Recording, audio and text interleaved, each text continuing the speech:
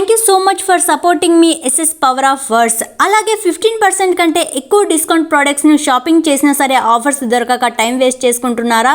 అయితే వెంటనే మన టెలిగ్రామ్ ఛానల్ను జాయిన్ అవ్వండి. బెస్ట్ డిస్కౌంట్ అండ్ ప్రోడక్ట్స్ను మన టెలిగ్రామ్ ఛానల్లో పోస్ట్ చేశాను. టెలిగ్రామ్ ఛానల్ లింక్ డిస్క్రిప్షన్ మరియు కమెంట్లో పిన్ చేస్తాను. మంచి మంచి డిస్కౌంట్ ఆఫర్స్ను మిస్ అవ్వకండి. వెంటనే జాయిన్ అవ్వండి. మరి బండ మీద నీళ్లు పొయ్యకు, అది పీల్చింది లేదు. మూర్ఖుని ముందర నోరు మెదపకు, వాడికి అర్థమయ్యేది లేదు. మంచివారి దగ్గర రాముడిలానే ఉండాలి, చెడ్డవారి దగ్గర రావణుడిలానే ఉండాలి. అప్పుడే బ్రతకడం సాధ్యం. చదువు ఉన్నా, సంపదలు ఉన్నా, కీర్తి ఉన్నా ఇంద్రియ నిగ్రహం లేని వారికి పతనం తప్పదు. జీవితంలో ప్రతి సంఘటన అనుభవంలాగా తీసుకో. జీవితం ఎంతో అందంగా కనపడుతుంది. మంచిది చెడ్డది అని ఏ రోజు పేరు తగిలించుకొని రాదు. రోజు మంచిగా మార్చాలన్నా, చెడ్డగా మారాలన్నా నీ ఆలోచనలే కారణం. ఏం జరిగినా పాజిటివ్గా ఆలోచిస్తే ప్రతిరోజు మంచిదే. మన వలన ఒకరు ఇబ్బంది పడుతున్నారు అని తెలిసినప్పుడు మనకి ఎంత కష్టమైనా మనం వారికి దూరంగా ఉండటమే మంచిది. ఎవరికైనా ఉండేది రోజుకు 24 గంటలే. గెలిచేవారు ఆ 24 గంటలు కష్టపడుతుంటారు. ఓడేవారు ఆ 24 గంటలు ఎలా కష్టపడాలా అని ఆలోచిస్తూ ఉంటారు. అదే తేడా. మంచి నడవడిక అనేది ఎవరో ఇచ్చే కానుక కాదు, ఎవరికి వారు అనుసరించి సాధించవలసిన విషయం. మండుతున్న చెట్టు మీద ఏ పక్షి వాలదు. అలాగే కోపంతో రగిలిపోయేవాడికి సుఖ సంతోషాలు ఎన్నడూ ఉండవు. కాలం చాలా పవిత్రమైనది. దీనిని ఏ రీతిగా ఉపయోగపెడుతున్నారో ఎవరికి వారు యోచించుకోవాలి. విద్యతో వినయం, వినయంతో యోగ్యత, యోగ్యతతో ధనం, ధనంతో ధర్మం, ధర్మంతో సుఖం. మనం ఏ దీపం అయితే ఆరిపోకూడదు అని మన చేతులు అడ్డుపెట్టి రక్షిస్తామో నిజానికి అదే దీపం మన చేతుల్ని కాలుస్తుంది. కొంతమంది మనుషులు కూడా అంతే. మనం వాళ్ళ మీద ఎంత ప్రేమ చూపించినా వాళ్ళు మాత్రం వాళ్ళ బుద్ధి చూపిస్తారు.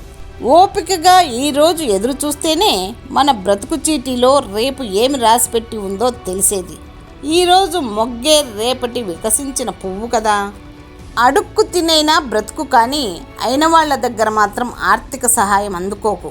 ఒక వ్యక్తిని త్వరగా అర్థం చేసుకోకపోయినా పర్వాలేదు, కానీ అతి త్వరగా అపార్థం మాత్రం చేసుకోవద్దు. అనవసరమైనవి అంటించుకోకు, పనికిరానివి పట్టించుకోకు. ప్రతి తీయదనం వెనుక చేదు దాగి ఉంటుంది, ప్రతి చెడు వెనుక మంచి దాగి ఉంటుంది. మనసుకు సంతోషం వచ్చినా బాధ వచ్చినా ముందుగా వచ్చేవి కన్నీళ్ళు. మనతో ఎవరు ఉన్నా లేకున్నా చివరి వరకు మనకు తోడుండే గొప్ప నేస్తం కన్నీళ్ళే. మంచి మనసుతో ఓ మాట, చిరునవ్వుతో ఓ పలకరింపు, వీటితో పోయేదేముంది? అవతలి మనస్సులోని కలత తప్ప.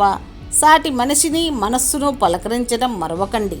తన జీవితంలో ఎదురైన అనుభవాలతో పాఠం నేర్చుకునే వ్యక్తి సామాన్యుడు. ఎదుటి వ్యక్తి జీవిత అనుభవాలతో పాఠం నేర్చుకున్నవాడు తెలివైనవాడు. నలకపడని కళ్ళుండవు, కలత చెందని మనసు ఉండదు.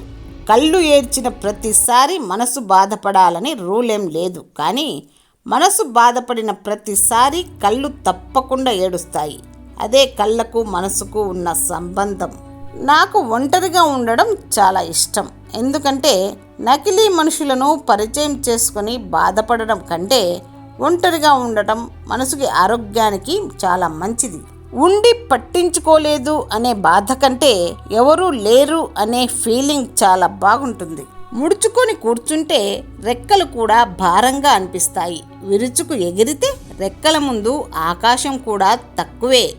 సర్వం నీవే అనుకొని నిన్ను నమ్మి నీ వెంట నడిచి వచ్చేది భార్య.